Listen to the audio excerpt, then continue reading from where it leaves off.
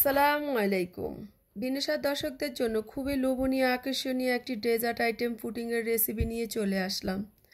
ভিন্ন স্বাদে সবসময় ভিন্নভাবে রেসিপি নিয়ে আপনাদের চেষ্টা করে সহজ করে বুঝিয়ে দেওয়ার জন্য আজকেও তেমন কিছুই নিয়ে সাজিয়েছি আজকের এই রেসিপিটা। আপনারা আমার মতো করে বিভিন্ন রকমের শেপ দিয়ে এই সুন্দর সুন্দর পুডিংগুলো তৈরি করতে পারবেন। তো চলুন আমি পুরো রেসিপিটা আপনাদেরকে বুঝিয়ে দিচ্ছি কি কি উপকরণ লাগবে। প্রথমে আমি একটা ঢাকনা ছাড়া মোল্ড বা পাত্র নিয়েছি পুডিং তৈরি করার জন্য। 1 লিটার তরল দুধ, 1 কাপ পরিমাণ চিনি, স্বাদ মতো লবণ, 1 চিলতে লেবুর রস, 6টা হাঁসের ডিম নিয়েছি ফ্রিজের ছাড়া, কারণ লো টেম্পারেচার ডিমটা নিতে হয়। আর আপনারা চাইলে হাঁসের ডিমের পরিবর্তে মুরগির ডিম দিয়েও তৈরি করতে পারবেন। আর 1 লিটার তরল দুধ আর 1 কাপ চিনি, সামান্য পরিমাণ লবণ দিয়ে চুলা বসিয়ে চুলার জালটা বাড়িয়ে অনবরত নেড়ে চেড়ে যেন সর না পড়ে সেভাবে করে দুধটাকে আমি জাল করে শুকিয়ে নিয়েছি। এখানে প্রায় 1 লিটারের থেকে আধা লিটার করে নিয়েছি। এখন ক্যারামেল তৈরি করার জন্য যে পাত্রতেই বা যে মোল্ডে আমি পুডিংটা তৈরি করব তার মধ্যেই ক্যারামেলটা আমি সেট করে নিচ্ছি। এখন চিনিটা 2 টেবিল চামচ পরিমাণ চিনি দিয়েছি। চুলার জালটা একদম লো হিটে কমিয়ে বাড়িয়ে আমি যখন একটা চিনি গলে কালার আসছে ক্যারামেলের, তখন এভাবে ঘুরিয়ে ঘুরিয়ে সেট করে নিচ্ছি।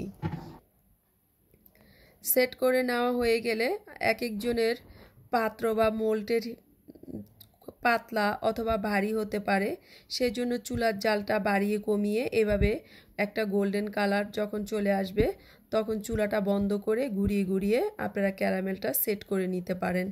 আমি আসলে দুইভাবে আপনাদেরকে সময় নিয়ে ক্যারামেল তৈরিটা দেখিয়ে দিয়েছি। এখন ডিম আর দুধের যে মিশ্রণটা সেটা তৈরি করার জন্য আমি একটা একটা করে আলাদা আলাদা করে ডিম ফেটে নিয়েছি।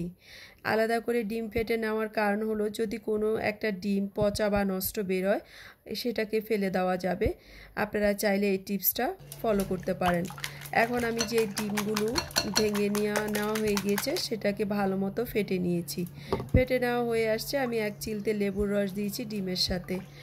1 চিলতে লেবুর রস দেওয়ার কারণ হলো অনেকের হাতের নাগারে ব্যানানা এসেন্স থাকে না অথবা ফ্লেভার নিতে পারে না, তারা চাইলে কিন্তু লেবুর রস দিয়ে এই পুডিংটা বানিয়ে খেতে পারবেন। এখন ডিমটা ভালো মতো লেবুর রসের সাথে ফেটানো শেষ। দুধ আর ডিমের মিশ্রণটা ভালো করে মিশিয়ে নিচ্ছি।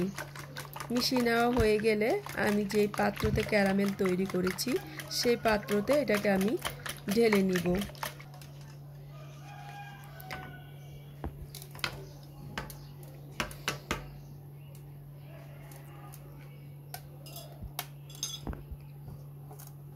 এখন এই পাত্রের মধ্যে ডিম আর দুধের মিশ্রণটা ঢেলে নিচ্ছি। ছেঁকে নেওয়ার প্রয়োজন নেই। যদি আপনারা মনে করেন যে ছেঁকে নিতে হবে আপনারা চাইলে ছেঁকে নিতে পারেন। আমি আর ছেঁকে নিব না, কারণ আমার ডিম আর দুধের মিশ্রণটা খুব ভালোভাবে মিক্স হয়েছে সেজন্য। আপনারা চাইলে এভাবে র্যাপ করতে পারেন অথবা ফয়েল পেপার দিয়েও র্যাপ করে নিতে পারেন, যেহেতু এটা ঢাকনা নেই সেজন্য। এভাবে করে ভাপিয়ে আপনারা পুডিংটা তৈরি করতে পারবেন। এখন আমি যে পুডিংটা তৈরি করব তার জন্য বড় একটা পাত্রতে পানি দিয়েছি। পুডিং যে পাত্রটা তার অর্ধেক পরিমাণ পানি থাকতে হবে আর চুলার জালটা মিডিয়াম আঁচে রেখে দিতে হবে যখন পানিটা বলক আসে। আর চাইলে আপনারা এখানে একটা প্লেট দিয়েও ঢেকে নিতে পারেন। মানে টোটাল কথা যেটা, সেটার ভিতরে এই পুডিংটার ভিতরে যেন কোনোভাবে পানি না ঢুকে সেজন্য। এখন ভাপ না বের হওয়ার জন্য আমি আরেকটা ঢাকনা দিয়ে নিয়েছি। ঢাকনা দিয়ে আমি চুলার জালটা মিডিয়াম আঁচ করে প্রায় 18 মিনিটের পর আমি এটাকে ঢাকনা উঠিয়ে দেখতে আসলাম যে পুডিংটা তৈরি হয়েছে কিনা। একটা কাঠির সাহায্যে দেখলাম যে পুডিংটা হয়েছে। যাদের হাতের নাগারে কাঠি না থাকবে এরকম আঙ্গুল দিয়ে ড্যাপ ড্যাপ করে আপনারা দেখতে পারেন যে পুডিংটা যদি আপনাদের আঙ্গুলের মধ্যে না লাগে তাহলে বুঝবেন যে পুডিংটা তৈরি হয়ে গিয়েছে।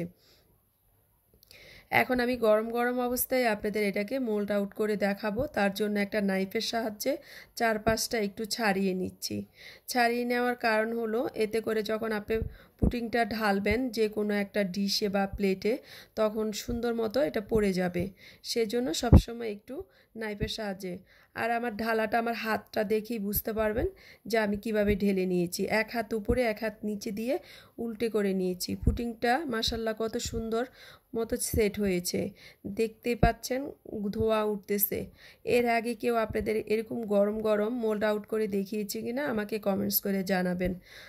আর পুডিংটা যত বড় হবে তার থেকে একটু বড় ডিশ বা প্লেট আপনারা নেবেন, এতে করে যখন আপনারা পুডিংটা ঢালবেন ভাঙার সম্ভাবনা থাকবে না। দেখেন পুডিংটা কত সুন্দর বিস্কিটের মতো শক্ত হয়েছে। এভাবে সুন্দর সুন্দর এবং সহজ রেসিপি পেতে হলে ভিন্ন স্বাদের সাথেই যুক্ত থাকবেন।